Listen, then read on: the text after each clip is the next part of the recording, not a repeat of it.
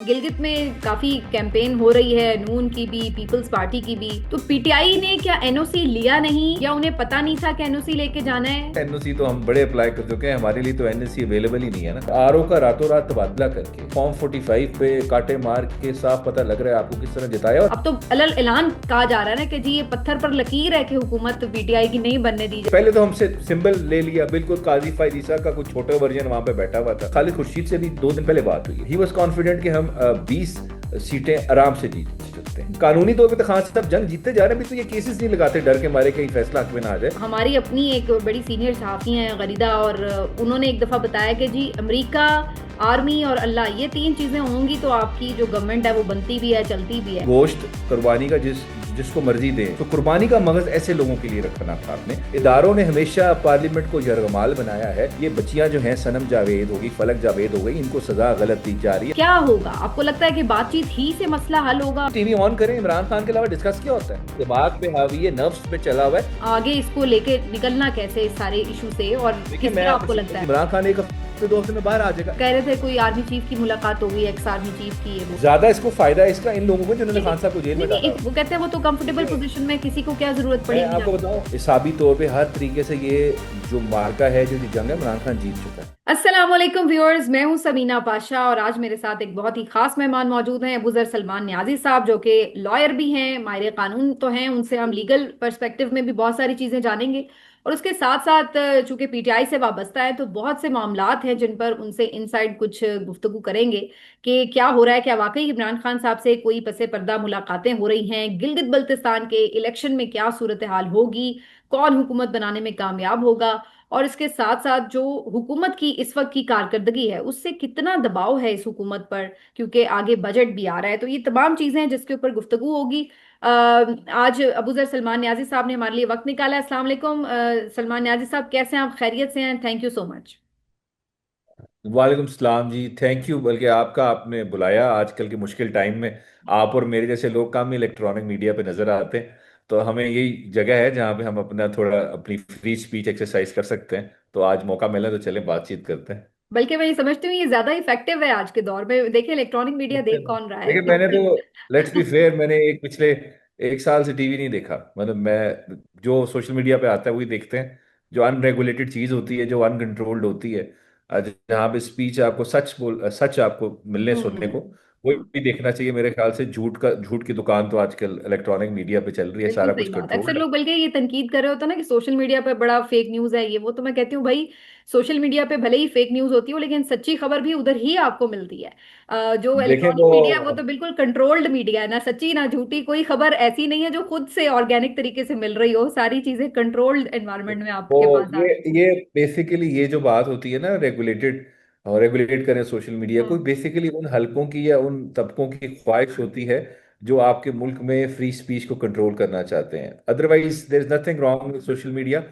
जहां कुछ गलत होता है, लोग खुद ही उसको फिल्टर आउट कर हम्म। देते हैं। ठीक और सही की तमीज पोज लोगों हो को होती जाता है है। कि आप देखिए ना, अभी कोई फेक बिल्कुल। न्यूज आएगी, किसी ने शेयर की है, आधे घंटे में पता लग जाएगा जी फेक न्यूज थी, ट्रुथ, और वो जो ट्रुथ बंदा होता है ना, गलत। वो मार्केट प्लेस ऑफ आइडियाज होती है। वो जो ट्रुथ होता है वो इवेंचुअली वही पॉलिटिकल ट्रुथ प्रिवेल करता है। प्रिवेल कर। और बाकी देखें, वो बड़ी प्यारी बात की थी चेक वेरा ने कि किताबें वो पढ़ो जिस पे पाबंदी लगी हो, और उन जगहों पे जाओ जिस पे जहाँ लोग जाने से मना करें। तो हम फिर दूसरे जैसे यहाँ बैठते हैं। सही बात है। अच्छा, वो आप बात कर रहे थे कि जो फ्री स्पीच को कंट्रोल करना चाहते हैं, तो वो सिर्फ फ्री स्पीच को ही कंट्रोल नहीं करना चाहते, वो हर चीज को ही मेरा ख्याल है कंट्रोल करना चाहते हैं। अभी ये गिलगित बल्तिस्तान का इलेक्शन जो है, ये इस वक्त ताजा एग्जाम्पल बनी हुई है। हम देख रहे हैं गिलगित में काफी कैंपेन हो रही है, नून की भी, पीपल्स पार्टी की भी। अच्छा, इंटरेस्टिंगली पीटीआई के 2-4 लोगों को देखा है कि वो कुछ वहां पे कैंपेन करें। बैरिस्टर गौर ने भी थोड़ा बहुत वहां पे कुछ कोशिश की है कैंपेन करने की, शायद खट्टक भी मौजूद रहे, अगरचे कोई बहुत बड़ा जलसा नहीं किया लेकिन कुछ 2-4 जगहों पे कोई रैलीज निकाली, कुछ ना कुछ करने की कोशिश की। तो पीटीआई ने क्या एनओसी लिया नहीं, या उन्हें पता नहीं था कि एनओसी लेके जाना है, या उन्होंने अप्लाई किया लेकिन उन्हें मिला नहीं? एग्जैक्टली क्या इसके ऊपर, क्योंकि हुकूमत ये कहती है कि जी एनओसी के साथ ही सब कर रहे हैं, जो हुकूमती लोग भी कर रहे हैं। देखें, एनओसी, जहां तक एनओसी की बात है, एनओसी तो हम पिछले 2 साल से, इलेक्शन के बाद से, बल्कि उससे पहले से भी कुछ 6-7 दरखास्तें तो मैं लाहौर में दे चुका हूँ, एक मियावाली में भी, कि जलसा करना है। एनओसी की तो बात ना करें, एनओसी तो हम बड़े अप्लाई कर चुके हैं, हमारे लिए तो एनओसी अवेलेबल ही नहीं है ना। तो इस वजह से एनओसी की बात नहीं कर रहे, और जो बाकी पॉलिटिकल पार्टीज अपनी पॉलिटिकल एक्टिविटी कर रहे हैं, ये सब इनको लेवल प्लेइंग फील्ड तो इनको तो मिली है, बल्कि फेवरेबल प्लेइंग फील्ड मिली हुई है। लेवल प्लेइंग तो बात की बात है। हमें देखें, मेरे लिए कोई अचंभे की बात नहीं है, कोई नई बात नहीं है जो हो रहा है। ये वही जो पहले जहाँ पे सफ़र जो था रुका था, वहीं से दोबारा इन्होंने कंटिन्यू किया हमारी पॉलिटिकल एक्टिविटीज़ का। 8 फरवरी से पहले और 8 फरवरी के बाद पाकिस्तान तहरीक इंसाफ के लिए जो आर्टिकल 17 है, आर्टिकल 16 है और आर्टिकल 15 है आईन पाकिस्तान का, जो तीन चीज़ें हमें देता है: freedom of movement, freedom of association और फ्रीडम ऑफ असेंबली। जिसका मतलब है कि वहाँ से चलना, हाँ। वहाँ पे इकट्ठे होना और वहाँ पे एहतजाज करना और अपनी पॉलिटिकल प्रेफरेंस बताना। ये तीनों जो आइन की शिकें हैं, हमारे लिए पिछले 3 साढ़े 3 साल से सस्पेंड हुई हुई हैं, मअतल हुई हुई हैं। तो गिलगित बल्तिस्तान में भी आप देख लें, ये जो आप दो तीन हमारे लीडर्स बता रहे थे, ये छोटी छोटी गैदरिंग्स और कहीं गली को कोने में से निकल के हाँ। उन्होंने कुछ कर लिया। अदरवाइज आपने देखा बिलावल ने किस तरह वहां पे पूरा टाइम गुजारा। बल्कि मैंने उनको देखा, वो इतने अच्छे तरीके से गिलगित बल्तिस्तान में घूम रहे थे कि हेडफोन्स और टी शर्ट ट्राउजर पहन के अपनी बहन को भी वेलकम कर रहे थे। इतने वो कंफर्टेबल थे। फिर उसके बाद मियां नवाज शरीफ भी गए वहां पे। उन्होंने अपनी अपनी कुर्बानियां बताई कि उन पे कितने जुल्म के पहाड़ तोड़े गए। पता नहीं, मुझे वैसे तो वो तो समझ मेरा नहीं ख्याल है आता काउंटर कि प्रोडक्टिव ही हो गया उनके लिए वहां जाना। वो नहीं उनका। देखिए, मुझे समझ नहीं आता कि यार ये लोग पाकिस्तान की आवाम को पागल समझते हैं या बिल्कुल बिल्कुल समझते हैं कि दिमाग से फारिग है। मियां नवाज शरीफ साहब अगर कंप्लेंट करें कि जी मेरे साथ जुल्म हो रहा है, ये तो मुझे समझ नहीं आ रही। तो फिर ज्यादा फिर सुकून किसको दिया जा रहा है, फेवर किसको दी जा रही है? आपको यास्मीन राशिद से जबरदस्ती 30-40 हज़ार की लीड खत्म करा के इलेक्शन जिताया गया, और आरओ का रातों रात तबादला करके, और जिस तरह वो फॉर्म 45 पे कांटे मार के साफ पता लग रहा है आपको किस तरह जिताया। और आपके इनके अपने जर्नलिस्ट भी इस चीज को डिफेंड नहीं करते, जो बिल्कुल इनके घर के मुलाजिम हैं। और उसके बाद फिर आपको जिस तरह बाहर से लाया गया, आप जहाज में अभी बैठे भी नहीं थे, आपकी प्रोटेक्टिव बेल्स हुई, लंदन में थे आप, फिर जहाज में बैठे तो आपकी बायोमेट्रिक हुई, आपकी सेंटेंस सस्पेंड हुई, आप एक कन्विक्टेड इंडिविजुअल थे, तो आपने मीनार पाकिस्तान पे कबूतर उड़ा के यहाँ पे स्पीच की। और आपको क्या चाहिए? आपको इतना और स्टेट में मीडिया ने पूरा फेवरेट प्रोटोकॉल चाइल्ड। दिया लाइव, सारा वो जलसा उनकी जी, तकरीर मैं दिखाई। वही कह रहा हूँ। हम्म। Favourite child of the state के तहत आपको बिल्कुल प्यार से रखा जा रहा है, और आपको चाहिए कि फिर आप कंप्लेंट करें जी मेरे साथ जाती है। और जो इन्होंने यहाँ पे जेल गुजारी समीना, इनकी वीआईपी जेल थी, हफ्ते में इनको 300-400 बंदा मिलता था यहाँ पे। और यहाँ खान साहब को देख लें, आखिरी दफा बहन नवंबर में मिली है, दिसंबर में। और दो पॉलिटिकल दिसंबर लीडर को कोई मिला ही नहीं। मैं जून 2025 के बाद खान साहब को नहीं मिला। तो यहाँ पे एक शख्स को तो गुआंतनामो बे में एक कैदी की तरह ट्रीट किया जा रहा है, और एक शख्स को वीआईपी प्रोटोकॉल के साथ जेल में, कभी नैब की जेल जो गेस्ट हाउस टाइप होती है वहां रखा गया, अगर जेल में भी रखा गया तो वीआईपी प्रोटोकॉल के साथ। तो डोंट कंपेयर इट, आपने इस पे खान तो के मैं साथ जेल जुल्म पे तो किया। भी आती हूँ, ये तो हमारा एक अलग से पूरा टॉपिक है। जी। लेकिन चूंकि गिलगित से बात शुरू हुई थी, लोग इस तरह, जो वोटर है वो थोड़ा डिमोरलाइज भी हो जाता है कि भाई हम वोट डाल भी आएंगे तो मिलना तो उन्हें है नहीं, हुकूमत बनने नहीं देनी। अब तो अलल ऐलान कहा जा रहा है ना कि जी ये पत्थर पर लकीर है कि हुकूमत पीटीआई की नहीं बनने दी देखिए, जाएगी। तो इलेक्शन वोटर फिर कमीशन तो आपको लगता है आपको, कि आके वोट करेगा आपका वोटर? देखिए गवर्नमेंट तो बाइस्ड है, ये तो क्लियर है, आपके सामने ही है। लेकिन जो इलेक्शन कमीशन है उसका कॉन्डक्ट भी बड़ा क्वेश्चनेबल है। जैसे उन्होंने 2 शो कॉज नोटिस इशू किए, पहले तो हमसे सिंबल ले लिया, बिल्कुल काजी फायद ईसा का कुछ छोटा वर्जन वहां पे बैठा हुआ था। उसने वो पहले वो हरकत कर दी, हमारा इलेक्शन सिंबल ले लिया, और हमारे उनको प्राइवेट इंडिविजुअल्स को प्राइवेट सिंबल्स अलॉट कर दिए। फिर उसके बाद इलेक्शन कमीशन ने खालिद खुर्शीद साहिबा की वालदा को 2 शो कॉज नोटिस भेज दिए, और उसमें कहा कि आप तहरीक इंसाफ का झंडा इस्तेमाल नहीं करें, गैर गैर कानूनी है। और फिर आप खालिद खुर्शीद की तस्वीर अपने बेटे की ना इस्तेमाल करें, क्योंकि वो भी एक पीओ है, प्रोक्लेम्ड ऑफेंडर है, कन्विक्टेड इंडिविजुअल है। अब देखें ना, कोई मैं इस पे कानूनी नुकात तो निकाल सकता हूँ कि किस तरह इलेक्शन एक्ट 2017 के सेक्शन 234 की वायलेशन है, उसमें ऐसी कोई ऑर्डर पास नहीं किया जा सकता ना शो कॉज इशू। लेकिन इसको साइड पे कर दें। कोई इखलाकियात कोई चीज़ होती हैं, कोई थोड़ा तमीज़ के दायरे में आप अपनी पावर्स एक्सरसाइज करते हैं, उसको देखें। एथिक्स कहाँ गए आपके? एक वालदा अपने बेटे का तस्वीर नहीं लगा सकती इलेक्शन कंटेस्ट करने के लिए। एक पॉलिटिकल पार्टी के सबको पता है वो कैंडिडेट है, उसका झंडा इस्तेमाल नहीं कर सकते। सो इलेक्शन कमीशन का कॉन्डक्ट भी देख लें, डिस्पाइट द फैक्ट ये सब कुछ ये कर लें, अगर इलेक्शन कमीशन या उस दिन फ्री एंड फेयर इलेक्शन होता है तो 80%, मेरी खालिद खुर्शीद से भी 2 दिन पहले बात हुई है, ही वॉज कॉन्फिडेंट कि हम 20 सीटें आराम से जीत सकते हैं जीपी के अंदर, अभी भी हम इतने पॉपुलर हैं। लेकिन प्रॉब्लम ये है, क्योंकि इन्होंने इतनी बड़ी धांधली पहले 2024 में की है, ये फॉर्म 47 के मौजद हैं, जो जाली फॉर्म 47 के, सो दे, क्योंकि लोग फ्रस्ट्रेटेड हैं, बिल्कुल हैं, लेकिन वो फ्रस्ट्रेशन के खिलाफ अपना जो गुस्सा है उसका एक्सप्रेस करने का तरीका होता है, या तो आप पॉलिटिकल रैलीज करें, हाँ। प्रोटेस्ट करें, या फिर वोट वाले दिन जाके बता दें जी हम इनके साथ नहीं खड़े, हमने इनको वोट नहीं किया, रिजल्ट ये जो मर्जी निकाल लें, जो मर्जी धांधली करें, लेकिन लोग इनके साथ नहीं खड़े। जैसे 8 फरवरी इनकी को भी हुआ मॉरल, था, माहौल तो उस जी वक्त भी बिल्कुल। इसी तरह का ही था ना, लेकिन लोगों ने इस बात को खातिर में नहीं लाए कि भाई गवर्नमेंट बनेगी या चोरी हो जाएगा इलेक्शन या क्या होगा। उन्होंने जाके अपना फैसला सुना दिया। उन्होंने कहा भाई धांधली करनी है तो थोड़ा मेहनत तो करनी पड़ेगी इनको कम से कम हम अपना काम कर रहे हैं। देखिए, 8 फरवरी जो था ना, वो तो एक टेस्ट केस था आपके सामने। हाँ। 8 फरवरी बेसिकली पाकिस्तान की आवाम ने ये बताया कि इस रियासत के इदारों का तो एक वर्जन है 9 मई का, हम्म। और इमरान खान के बारे में एक वर्जन है कि जी इमरान खान एक तो गद्दार है, इमरान खान के मॉरल करेक्टर पे सवाल उठाया इन्होंने, और इमरान खान पे करप्ट भी इन्होंने कहा। सारे इल्जाम जितने लग सकते थे वो सारे लगाए, दहशतगर्द भी बना दिया, गद्दार बना दिया, मॉरली करप्ट बना दिया, फाइनेंशियली करप्ट बना दिया इस रियासत के इदारों ने। लेकिन अवाम ने उस चीज को एक्सेप्ट नहीं किया। उन्होंने हर इल्जाम को, कानूनी तौर पे तो खान साहब जंग जीतते जा रहे हैं, भी तो ये केसेस नहीं लगाते डर के मारे कहीं फैसला हक में ना आ जाए, लेकिन अवाम ने भी इस फैसले को मुस्तरद किया। उन्होंने कहा कि सारे इल्जाम आपने इमरान खान पे गलत लगाए हैं, वो मुहिब वतन भी है, वो बिल्कुल इस मुल्क के साथ लॉयल भी है, वो फाइनेंशियली भी क्लीन है, मॉरली भी क्लीन है। आपके सारे इल्जाम गलत साबित होते हैं, क्योंकि देखिए समीना, एवेंचुअली जो पब्लिक बेनिफिट होता है, पब्लिक इंटरेस्ट होता है, वो इस मुल्क की आवाम डिसाइड करती है। हम्म। मैं नहीं कहता, ये मेरे मुल्क का आइन कहता है। अल्लाह बिल्कुल। ताला के बाद इस मुल्क में सॉवरेनिटी जो है वो इस मुल्क के लोगों की है, जिसको हम कहते हैं जी अवाम ताकत का सरचश्मा है, या पॉपुलर सॉवरेनिटी कहते हैं पॉलिटिकल साइंस के अंदर। सो अवाम ने डिटरमिन करता है what is good for the public, what is wrong for the public. उन्होंने डिसाइड कर लिया Imran Khan is good for the country, for the state. वही इमाम ही रियासत का अहम जुज है।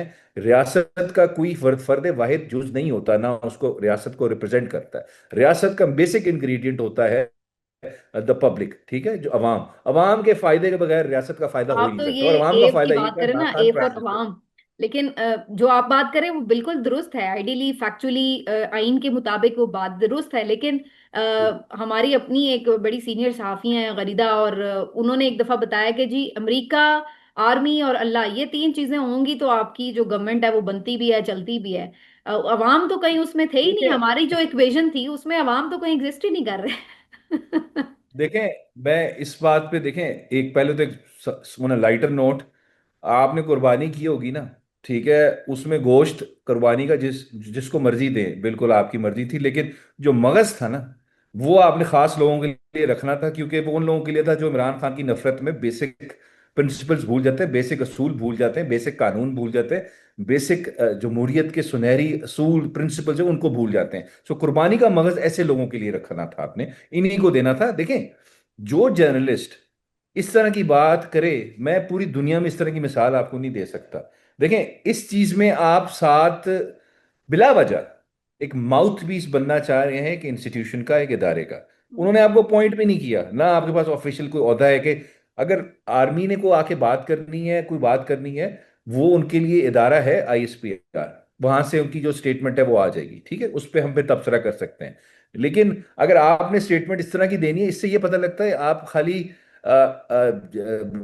किताबें पढ़ने से पढ़े लिखे नहीं हो जाते, आप जाहिल ही रहते हैं, अगर आपको बेसिक प्रिंसिपल जमहूरियत के नहीं पते। और इस तरह की बात करना किसी जर्नलिस्ट की तरफ से, वैसे ही मेरे ख्याल से शर्म का मकाम है, क्योंकि आप आइन के ऊपर अगर हम फैक्चुअली दायरे देखें, पर रख रहे हैं।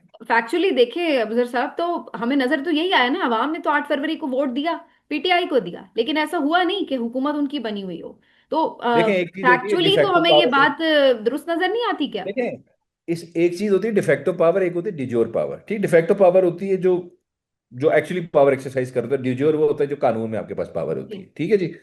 मैं as a principal, as a lawyer, as a journalist, और हर वो आदमी जो जमहूरियत में यकीन रखता है, उसको हमेशा बात यही करनी चाहिए, जो आइन कहता है, जो कानून कहता है, सही। वो प्रिवेल करे। हम्म। फैक्ट सर्कमस्टांसेस क्या है, इस वक्त कौन पावरफुल है, ठीक है, हो सकते हैं डिफरेंट, लेकिन आप उस चीज की तारीफ करके उस चीज को नॉर्मलाइज नहीं करें। हम्म। अगर आप उसको नॉर्मलाइज करेंगे, उसकी तारीफ करके, उसके गुण गा के, तो आप इस मुल्क का जो मफाद है, जो एक्चुअल इंटरेस्ट है ऑफ द कंट्री, वो जमहूरियत है और आईने पाकिस्तान है, उसका नुकसान दे रहे बात हैं। तो एज ए हमें वही जर्नलिस्ट करनी इट्स नॉट चाहिए गुड जो जॉब। आईनी और कानूनी तौर पर, इखलाकी मैं तौर वही पर कर ठीक है, देखे, बिल्कुल सच सही। बोलना हम्म। मुश्किल होता है। ठीक है, हम्म। ये कोई ढकी छुपी बात नहीं है, पाकिस्तान के अंदर जमहूरियत में बड़ी इंटरफेरेंस हुई है। इदारों ने हमेशा पार्लियामेंट को यरगमाल बनाया है, प्राइम मिनिस्टर्स बड़े वीक रहे हैं, ये एक फैक्ट है। लेकिन क्या हम उसको सच तो है, वो फैक्ट है, क्या हम उसको सही कहें, ये सवाल है। आप हम्म। उसको सही नहीं कह सकते, आप उसको गलत ही कहेंगे। गलत गलत होता है, सही सही होता है। प्रिंसिपल की बात है, असूल की बात है। मैं इस चीजों को अगर देखिए, मैंने एक जर्नलिस्ट नहीं है, मैंने इधर बड़े जर्नलिस्ट देखे हैं पिछले 3 साल में जो एक्सपोज हुए हैं। हम्म। ऐसे ऐसे अरस्तू हैं, बैठे हुए हैं। एक को तो मैं सुनता हूँ अक्सर, उसकी जिंदगी इमरान खान से शुरू होती है, इमरान खान पे खत्म होती है। नाम मैं नहीं लेता, आपको बता लूंगा, लेकिन वो आपको नीत्शे की बातें भी बताएगा, आपको एरिस्टोटल की भी बताएगा, सोक्रेटिस की भी बताएगा, पूरी पॉलिटिकल साइंस जो है उसकी हिस्ट्री बताएगा, मिडिवल हिस्ट्री बताएगा, करंट कंटेम्प्रेरी पॉलिटिकल साइंस क्या कहती है, हर चीज आपको बताएगा। आप कहेंगे यार बड़ा पढ़ा लिखा शख्स है, बड़ी अच्छी बातें करता है। लेकिन फिर एंड पे ये बात नहीं करेगा, जो आजकल हो रहा है वो गैर कानूनी है, गैर आईनी है, किसी तरह से जस्टिफाई नहीं हो सकता, लोगों पे जुल्म हुआ है, यास्मीन राशिद के साथ ज्यादती हो रही है, ये बच्चियां जो हैं, सनम जावेद हो गई, फलक जावेद हो गई, इनको सजा गलत दी जा रही है, आलिया हमजा को गलत सजा दी जा रही है, शाह महमूद कुरैशी के साथ जाती हुई है, ये डॉक्टर इजाज चौधरी जो है, उमर चीमा है, इनके साथ पर जुल्म के पहाड़ तोड़ दिए गए। बड़े लोगों का नाम मिस कर गया हूं। फिर मिलिट्री कस्टडी में जो लोगों के साथ गैर आईनी अमल हुआ, यस। हसान हम्म। न्याजी उसके हम्म। साथी सारे, इस पे बात आप क्यों नहीं करते? आपके पर जलते हैं। आप बताएं भाई, ये मुल्क का रियल इशू है। एक शख्स जो 3 साल से जेल में है, वो आपका टारगेट है, उसी आप के उसको ऊपर क्रिटिसाइज तनकीद कर करनी रहे है, हैं। बिल्कुल सही बात। तो मैं तो खुद ये अरस्तु कहती हूँ कि यहाँ, हम भी तनकीद अरस्तु, करेंगे मैं जब वही कह इरफान रहा हूँ साहब ना, बाहर आए, मैं कोई वही कह अच्छे रहा हूँ फैसले करें, कोई बुरे फैसले करें, उन पे तनकीद भी हो। मैं वही कह लेकिन रहा हूँ ना, हाँ। आपका आपका अरस्तू जब ताकतवर के सामने आता है तो वो मुल्ला नसरुद्दीन बन जाता है, ठीक है। इमरान खान के आगे आपका अरस्तू अरस्तू रह जाता है। सो इस तरह के जो लिबरल्स हैं, सबसे ज्यादा इस तरह के लिबरल्स, वैसे आप प्रो डेमोक्रेट हो, अगर आपकी आइडियोलॉजी लिबरलिज्म से इंस्पायर्ड है, तो मैं उस खुद उससे बड़ा इंप्रेस होता हूँ, क्योंकि वो वाकई प्रो प्रो पुअर होता है, प्रो हम्म। इंटरफेरेंस के खिलाफ होता है। लेकिन सिलेक्टिव लिबरलिज्म, जो पाकिस्तानी हमारी क्लास है, जो इसको पसंद करती है, जो पावरफुल है उसको सलूट मारेंगे, जो जेल में है उसको क्रिटिसाइज करेंगे। इस तरह से मैं हाथ जोड़ता हूं, ये बिल्कुल पढ़े लिखे जाहिल हैं। इन्होंने मेहनत की हुई है। खान साहब जो कहते हैं ना, मेहनत नहीं करते नूली वाले, इन लोगों, ये लोग वो हैं जिन्होंने मेहनत की हुई है, पढ़े लिखे भी हैं, लेकिन फिर भी जाहिल रह गए। इन्होंने ये नहीं सोचा कि हम ताकतवर के आगे आंख उठाएं, हम सिर्फ मजलूम के आगे आंख उठाएंगे, उसी को क्रिटिसाइज करेंगे। क्या आपको लगता है कि ये इसी तरह पिछले 4 साल से सिलसिला चल रहा है, जुल्म हो रहा है, हम भी आवाज उठा रहे हैं, बात भी होती है, लेकिन हालात में तब्दीली कोई नहीं आई? अब तो ऐसा लग रहा है कि पीटीआई की जो मजामत की एक पावर थी वो भी बहुत कमजोर होती चली जा रही है, और अब जाहिर है कि लोगों में खौफ है। जब गोलियां चल जाए तो जाहिर है हर बंदा तो नहीं उस लेवल की शो करता कमिटमेंट के वो हर वक्त आ सके। लोगों पे मुकदमात हैं, वर्कर आपका बेचारा पिसा हुआ है, फाइनेंशियली उसका इस्तेहसाल हो चुका है। क्या होगा? आपको लगता है कि बातचीत ही से मसला हल होगा? और अब तो बड़ी खबरें आ रही है कि बातचीत हो भी रही है, कोई पसे पर्दा मुलाकात भी हो गई है खान साहब से, इस तरह की भी खबरें बड़े जर्नलिस्ट दे रहे अच्छा, दो सवाल हैं आपकी, दो बातें। एक हैं। मजामत वाला पहला क्वेश्चन है, फिर उसके बाद बातचीत वाला, हम्म। ठीक है जी। पहले मैं मजामत वाले इशू पे आ जाता हूँ। देखें, शायद किसी की नज़र में मजामत ये हो कि जी मेरी इस शख्स से सड़क पर लड़ाई हुई, मैं उससे जीत गया, ठीक है। ब्रूट फोर्स थी मेरे पास, पावर थी मेरे पास, शायद बंदूक थी, वो निहत्था था, मैं उससे जीत गया, मैंने उसको कहीं बंद कर दिया जेल में, ओके। लो, आपको शायद सामने लगेगा विजिबली कि मैं हार गया हूँ, मैं जीत गया हूँ, वो शख्स हार गया है। लेकिन ऐसे एक्चुअली होता नहीं है। अगर ये हमने पैरामीटर रखना है, तो उसके मुताबिक तो जिन्ना भी हारे, गांधी भी हारा, नेहरू भी हारा, नेल्सन मंडेला भी हारा, चेक गुवेरा भी हारा, ये सब हारे उसके मुताबिक। लेकिन ये पैरामीटर नहीं है। देखें, ये लोग सब जीते हैं। वक्ती हालात में अगर आप पे कोई काबिज हो जाता है, गैर कानूनी गैर आईनी अमल करके, जो बेसिक ह्यूमन राइट्स को भी बिल्कुल कुचल के रख के आपके ऊपर अगर हावी हो जाता है वक्ती तौर पे, तो बेसिकली फिजिकल विक्ट्री तो हो सकती है। है। ना वो मॉरल विक्ट्री होती है, ना वो साइकोलॉजिकल विक्ट्री होती है। और क्या अवाम के दिल जीत लिए इस फस्ताई हुकूमत ने या इस फताई फस्ताई रजीम ने? नहीं। क्या अवाम इनको पसंद करती है? नहीं। महंगाई कंट्रोल हो गई? नहीं। एम्प्लॉयमेंट जो है वो बढ़ गई? नहीं। SIFC में पैसे आके बहुत ज्यादा इन्वेस्टमेंट्स हो गई? नहीं। FDI बढ़ा? नहीं। आपके मुल्क की इकोनॉमिक ग्रोथ बढ़ी? नहीं। तो फिर कौन सी जंग ये जीत गए, या कौन सी बैटल इन्होंने जीती, या PTI हार गई? मुजामत तब खत्म होगी, तब हारेगी PTI, जब PTI का एक तो सोशल मीडिया खामोश हो जाए, या जो आवाजें निकलती रहती हैं अक्सर औकात इमरान खान या जो अवाम में हालांकि उन्होंने सब सपोर्ट कुछ खत्म हो दबाया जाए, हुआ है। यानी जब उन जो उनकी हाँ, नैरेटिव है, जो आइडियोलॉजी, सिंपल अगर सी बात अवाम है। उसको मुस्तरद कर दे। आप बयानिए में बिल्कुल। आप इलेक्शन जीते थे हमसे? नहीं। आपको अवाम हम जीत गए थे इलेक्शन, ठीक है जी। आप धांधली कर ली, पूरी जुडिशरी का बेड़ा गर्क कर दिया, तरमीमें पास करके जजेस को। इवन पहला रजीम है जिसमें जजेस को भी सजाएं दी गई है। मैंने जिंदगी में नहीं देखा कि जज हाईकोर्ट के जजों को भी सजाएं दी हैं। तुम जाओ क्वेटा, तुम जाओ पेशावर, तुम जाओ कराची, ये तुम्हारी सजा है। तुम्हारी जुर्रत वो कैसी हुई डिग्री तुमने जाली करार दे दी कानून और चारों आइन और साल जस्टिस बाद। की बात की? हाँ, मतलब उनको उनको समझ जला वतन नहीं, जला सूबा कर दिया कि सूबे से तुम्हें सूबा बदर कर रहे हैं हम। तो मतलब तो इस तरह के निजाम के अंदर अभी भी अगर जेल में बैठा हुआ शख्स सबसे पॉपुलर लीडर है, सारी अवाम उसके साथ है, नैरेटिव उसकी मर्जी से चलता है। अभी मैंने देख लें, टीवी हम देखते नहीं है, टीवी ऑन करें, इमरान खान के अलावा डिस्कस क्या होता है? दैट मीन्स वो इनकी न, इनकी इनकी नर्व्स पे रगों में सवार है। हावी है, इनके दिमाग पे हावी है, नर्व्स पे चला हुआ है। तो इमरान खान एक्चुअली जीता हुआ है। फिजिकल इनकारसरेशन जो है, ये ब्रूट फोर्स के साथ विक्ट्री का साइन नहीं होता। पूरी दुनिया में का नहीं होता। जालिम यही करते हैं। लेकिन जो मजलूम होता है, अगर वो खड़ा हुआ है, वो डरा नहीं है, और वो झुका नहीं है, तो वो जीता हुआ शख्स है। हम्म, अब टाइम कितना इसमें लगेगा कि ये चीज रिफ्लेक्ट हो आपकी फिजिकल लिबर्टी के अंदर, वो एक सवाल है। लेकिन उससे ये डिटरमिन नहीं होता कि हम जंग हार गए या हमारी मजामत खत्म होगी। मजामत का मतलब है और स्ट्रांग है, सर्वाइव कर रहे हैं।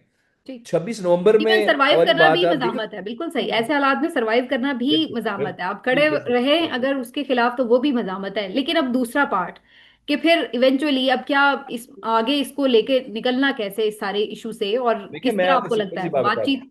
हम्म। देखिए, आप जब बयानिया बयानिए की जंग हार जाती है, इस मुल्क के इदारे या इस मुल्क की government of the day, moral उनके पास, मॉरल बैंक नहीं है उनके पास, ठीक है, हर चीज़ में हारे हुए हैं, अवाम नहीं पसंद कर रही। तो आपको जाहिर बात है, इस सारी चीज़ों को ठीक करने के लिए मेरे ख्याल से इमरान खान के साथ बातचीत की ज़रूरत है। क्योंकि इमरान खान साहब को तो जल्दी नहीं है बाहर आने की, ठीक है। मैं लास्ट टाइम मिला था, वो इन टर्म्स में नहीं आएंगे कि जी मुझे वो जद्दा भेज दो, वहाँ मुझे स्टील में लगा दो, सुरूर पैलेस भेज दो, या मुझे एवन फील्ड भेज दो, या जरदारी साहब की तरह VVIP मुझे गेस्ट रूम में बिठा दो, मैं उधर आराम से गुजार लूंगा। वो मुश्किल हालात में ही इज फेसिंग एवरीथिंग, ठीक है जी। लेकिन वो बातचीत क्या करेंगे जी? आप उस मुल्क में जमहूरियत बहाल करें, तरमीमें वापस करें, अदलिया को आज़ाद करें, हमारे मसले हल हो जाएंगे। खान साहब खुद बाहर आ जाएंगे, उसके बाद अदलिया आज़ाद होगी। खान साहब क्यों जेल में, मुझे बताएं? अदलिया आज़ाद नहीं है ना। अगर एक अभी हाईकोर्ट का जज ये ऑर्डर पास करे कि यार आप लोगों ने बहुत केसेस बना दिए, 300 केसेस से, आइंदा के बाद किसी नए केस में अरेस्ट नहीं कर सकते, खाद खत्म, इमरान खान 1 हफ्ते 2 हफ्ते में बाहर आ जाएगा। ऐसा ही ऑर्डर चाहिए आपको। ये कोई नया ऑर्डर नहीं है। ये इंडिया की सुप्रीम कोर्ट भी ऐसे पॉलिटिकल लीडर्स के लिए ऑर्डर पास करती है, और पाकिस्तान की सुप्रीम कोर्ट कोर्ट्स भी ऑर्डर पास, जो हम कहते हैं ओमनी बस बेल दे देना कि किसी केस में अरेस्ट नहीं करेंगे आप। ये हो सकता है, लेकिन उसके लिए अदलिया का आजाद होना बहुत जरूरी है। इस तरह की सिचुएशन में बातचीत बिल्कुल हम करने को तैयार हैं, हमने कभी मना नहीं किया। क्या बातचीत करनी है, ये खान साहब डायरेक्शन दे चुके हैं। अभी हुई है कोई बातचीत हो बातचीत, रही है। रिसेंट कोई देखिए, मुलाकात हुई? देखिए कुछ बातचीत जैसे हमारे अचकजई साहब हो गए, या इलामा नासिर अब्बास साहब हो गए, दे आर, कुछ बातचीत हो रही है जिसमें चेयरमैन साहब, हमारे सेक्रेटरी जनरल साहब भी उनके साथ इन टच हैं, इन लोगों के साथ, अचकजई साहब के साथ, और जो इलामा नासिर अब्बास से बातचीत हो रही है। लेकिन मसला ये है, खान साहब से बातचीत हुई का है कुछ कोई बंद भी मुलाकात? निकले ना। जो ये कह रहे थे कोई आर्मी चीफ की मुलाकात हो गई, एक्स आर्मी चीफ की, ये वो, ऐसी देखिए, कोई मैंने खबर है सुना है, आपके पास? लेकिन पार्टी से मैंने सवाल किए हैं। हमारी पार्टी की सीनियर लीडरशिप जो हमारी है, उनकी तरफ से हमें यही कहा गया कि ऐसी कोई मुलाकात नहीं हुई। अच्छा। So we have no idea about it, को मुलाकात हुई है कि नहीं हुई। आई डोंट थिंक हुई हुई है। हुई होती तो शायद खबर आ भी जाती है। अभी तो बस आप बात करते हैं। मेरे ख्याल से कोई बातचीत नहीं हुई। और ये बातचीत का देखें, ये विन विन सिचुएशन होती है। ज्यादा इसको फायदा है इसका इन लोगों को जिन्होंने लेकिन खान साहब को जेल नहीं में नहीं, डाला एक हुआ है, और चीज ठीक भी है है। ना। लोग ये कहते हैं कि भाई वो बातचीत क्यों करेंगे, अगर आप उनको कोई टफ टाइम देंगे, कोई आपने उन्हें चैलेंज किया हो हुकूमत को, तो फिर उनके पास भी कोई मजबूरी हो कि चलो जी इनसे बातचीत से मसला हल करें। वो कहते हैं वो तो कंफर्टेबल देखिए, पोजीशन में, किसी को क्या जरूरत मैं पड़ेगी आपको जाके। बताऊं, बातचीत की इमरान खान से ज्यादा इनको जरूरत है। मैं आपको फिर ये बात कर रहा हूँ, मैं यही बात कर रहा हूँ, इमरान खान इनसे मॉरली, साइकोलॉजिकली, हिसाबी तौर पे हर तरीके से ये जो मार्का है, जो जो जंग है, इमरान खान जीत चुका है। Physical incarceration is not a sign of loss. ये आप ये नहीं, इसका इससे ये नहीं पता लगता कि आप जंग हार चुके हैं। मैं फिर कहता हूँ, इनको अपना इमेज बेहतर बनाने के लिए, अवाम में अपनी जो एक्सेप्टेबिलिटी है उसको बढ़ाने के लिए, जो नफरत एक बेच बेच दी गई है, उस नफरत को कम करने के लिए, ब्रिजेस बनाने के लिए, मेरे ख्याल से इनको इस चीज़ की ज़्यादा ज़रूरत है, बातचीत की। अगर ये नहीं, बातचीत नहीं उनके पास करेंगे तो वैसे इस मुल्क। इमेज बिल्डिंग के लिए उनके पास और तरीके हैं। मसलन अभी आप देख रहे हैं कि पंजाब हुकूमत क्या तरीके आजमाती है। वो नए नए प्रोजेक्ट्स अनाउंस करते हैं, फिर उसकी इश्तिहारी मुहिम चलती है। वो बताते हैं कि हमने पंजाब जो है उसको यूरोप बना दिया है, और फिर वो उसके ऊपर पैसा खर्च करके बताते हैं कि आपका मुल्क जो है, वो सूबा जो है, वो बिल्कुल बदल चुका है। तो वो कहते हैं हम कारकर्दगी से जो है वो बिल्कुल इमेज अपना बदल लेंगे और आवाम हमें प्यार करेगी, क्योंकि हम परफॉर्मेंस ऐसी देंगे। तो लेकिन पहली बात है, कारकर्दगी और इमेज बिल्डिंग में फर्क होता है, ठीक है। अभी तो इमेज बिल्डिंग क्या है, एक ये संडे को इन्होंने पिछले दिनों एक अखबार पब्लिश किया था, मैंने उसमें गिना था कि मरियम नवाज की कितनी तस्वीरें हैं, क्योंकि मैंने केस फाइल करना था कि इनको रोकें, ये पागल हो गए हैं, ये इतने पैसे लगा रहे हैं हर चीज़ पे, इश्तिहारों पे, और तस्वीरें लगाना सुप्रीम कोर्ट ने मना की हुई है किसी भी पॉलिटिकल लीडर की सरकारी पैसों से। वो हाई कोर्ट में केस फाइल मैंने गिना है। एक संडे को उन्होंने एडिशन पब्लिश किया जिसमें पंजाब हुकूमत की कारकर्दगियों में इन्होंने हमें बताया कि क्या है। उस वो 326 पेज का पूरा एक वो उन्होंने बनाया था, बुकलेट थी जो हर अखबार के साथ आई सप्लीमेंट्री सा थी। वो बिल्कुल। हाँ जी। और उसके साथ जो डॉक्यूमेंट था उसमें मरियम नवाज की 626 तस्वीरें थी। 626 पिक्चर्स ऑफ अच्छा। मरियम नवाज थी टोटल, मैंने कैलकुलेट की थी, ठीक है। अच्छा। अब मुझे बताएं, ये इमेज बिल्डिंग अगर इस तरह थोड़ी होती है। इमरान खान की एक तस्वीर, दो तीन तस्वीरें निकली हैं अभी तक जेल से, जब तक निकली हैं, ठीक है, गए हैं, ठीक है। मुझे ये बताएं, इमेज बिल्डिंग की जरूरत ही नहीं पड़ती ना, आपका तस्वीर की जरूरत ही नहीं पड़ती है आपको इमेज बिल्डिंग के लिए, अगर आपके काम सही हो, अगर आपका बयानिया ठीक हो, वो आपका शेर का मुझे प्रिंसिपल मिसरा ठीक याद आ हो। गया, सॉरी आपकी बात काट रही, कि दिल हाँ के हाँ आईने में है तस्वीरें यार। भाई उनकी तस्वीरें आप सामने तो आने नहीं दे रहे, लेकिन हाँ, अगर तो लोगों के दिल तस्वीरों में से किसी की तस्वीर है तो हाँ, है। तो सोशल मीडिया, टिकटॉक्स, तस्वीरें, इससे इमेज बिल्डिंग नहीं होती। देखिए, हम अपने सोशल मीडिया, टिकटॉक्स वगैरह पीटीआई वाले खुद थोड़ी बनाते हैं, ये आवाम बनाती है खुद। हर बंदा एडिटर बना हुआ है, इमरान खान की तस्वीर बनाता है, वो चला देता है, ना को पैसे खर्च करते हैं, ठीक है। ये नहीं, लोग लेकिन उनकी कुछ करोड़ कामों पे रुपया तो लगा अक्सर चुके मुखालिफ भी तारीफ कर रहे होते हैं। वो लोग कहते हैं कि देखें जी, हैं। उन्होंने ये जो तजावुजात का खात्मा किया है, ये बड़ा जबरदस्त इकदाम है, सुथरा पंजाब अच्छा इकदाम है। कुछ लोग तो इवन सीसीडी की भी तारीफ करते हैं कि जी सीसीडी की वजह से आप देखें कि लोगों में एक खौफ फैल रहा है कि जुर्म नहीं करना, वरना सीसीडी वाले किसी हद तक भी जा सकते हैं। तो लोग तो इन देखिए, चीजों जब को। आपके अंदर हम्म। बेसिक पॉलिटिक्स की अंडरस्टैंडिंग ना हो और एजुकेशन की कमी ना हो ना, तो आपको इस तरह के फ्लैशी जो चीज़ें होती हैं ना, वो आपको नज़र आती हैं, शायद वो डेवलपमेंट है। डेवलपमेंट ये नहीं होती। डेवलपमेंट तब होती है जब आप ह्यूमन रिसोर्स के अंदर इन्वेस्ट करते हैं, लोगों की कैपेसिटी बिल्ड करते हैं, उनको स्किलफुल करते हैं। फिर उसके बाद आप ऐसा इंफ्रास्ट्रक्चर बनाते हैं जिससे लोग जो हैं वो प्रोटेक्टिव मेंबर्स ऑफ सोसाइटी बने। जैसे हेल्थ सेक्टर में आप इन्वेस्ट करते हैं, आप स्कूल्स के अंदर इन्वेस्ट करते हैं। मुझे बताएं, एचआईवी की केसेस नहीं निकले अभी पंजाब से कितने ज्यादा।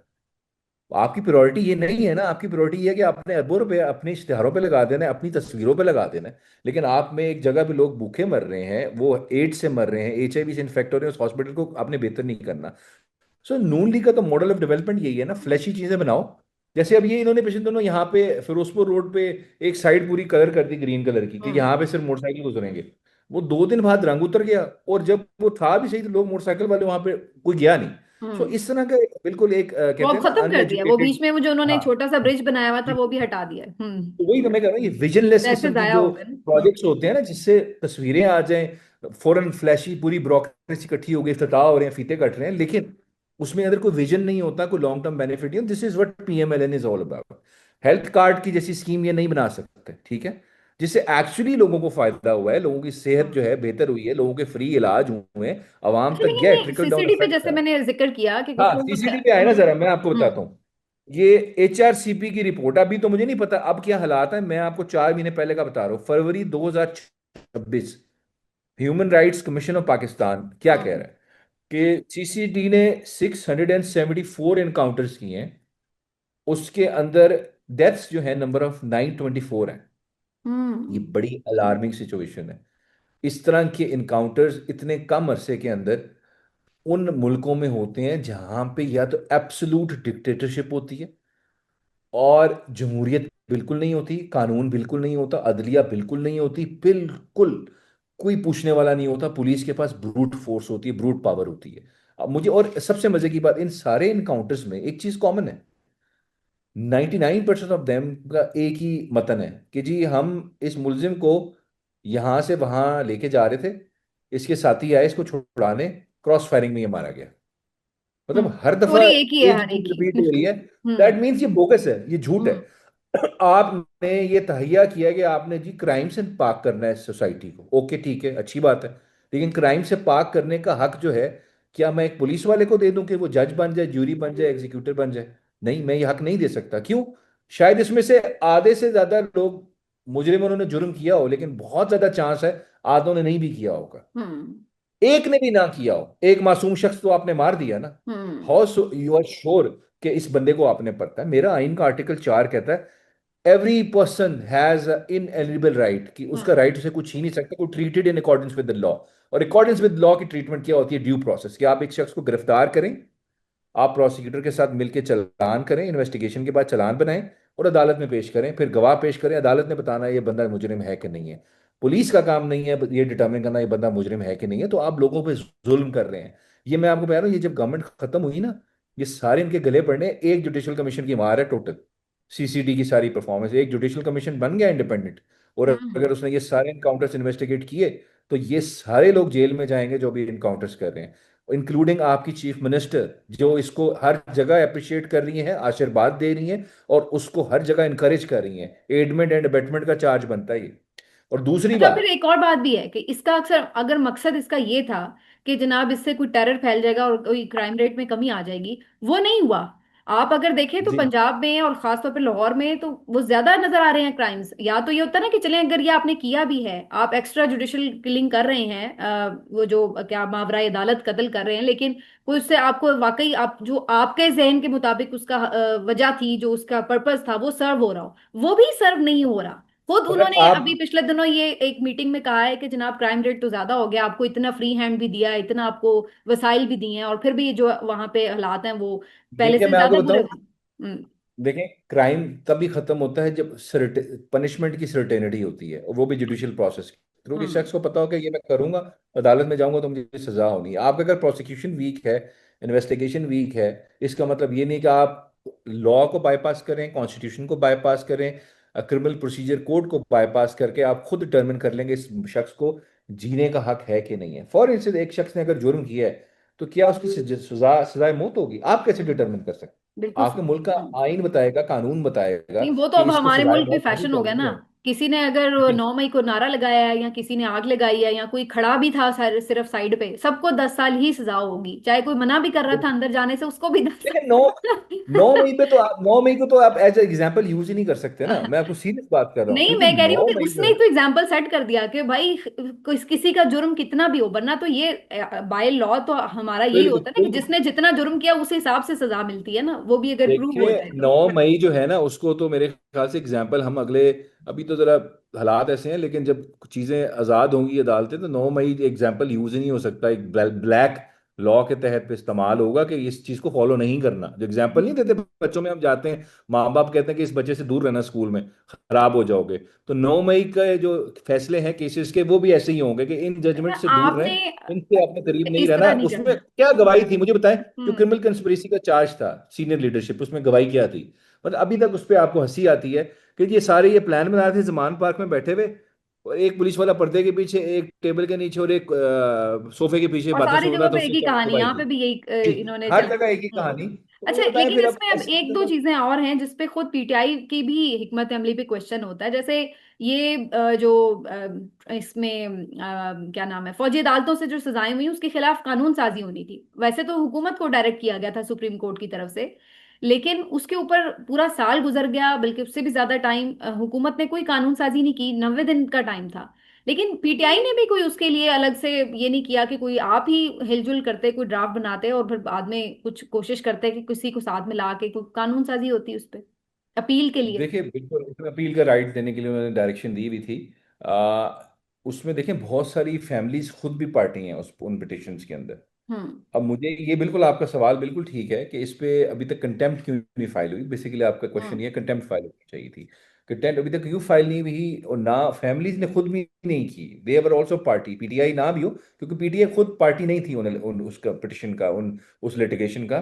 फैमिलीज खुद, जो बच्चे खुद पिटिशनर्स थे जो मिलिट्री कस्टडी में थे, वो नहीं हुई। लेकिन मेरे से वो फाइल होनी चाहिए। चलिए, इसका आपने जिक्र कर दिया।